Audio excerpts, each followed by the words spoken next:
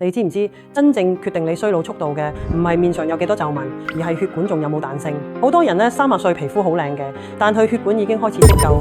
有啲人50歲睇落仲後生過同齡人，秘密就係血管保養得好。血管就好似屋企啲水喉呢，用咗30年就會慢慢積水垢嘅。50歲後呢，仲可能生鏽變脆嘅。你平時食得鹹，壓力大，唔喐得，呢啲習慣就好似每日用砂紙磨緊條水喉內壁。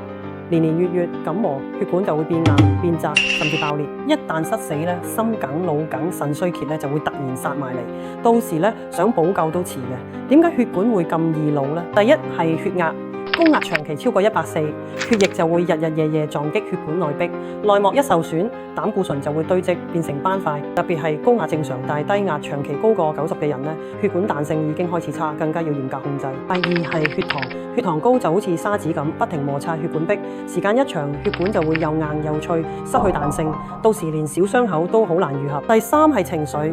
你以為唔開心唔傷身，其實每次唔開心、焦慮、交感神經就會興奮，血壓即刻飆升，血管長期受壓，硬化就會加速。呢3樣嘢咧就係無形中每日磨損緊你嘅血管，保護血管，唔使食貴藥。從今日開始做到呢幾樣就得。第一，每年驗身要睇清楚血壓同血糖，有問題就即刻東醫生調校藥物，唔好自己亂食人哋啲藥。第二，每日快步行30分鐘，唔使跑步嘅，行得夠快就可以幫血管保持彈性。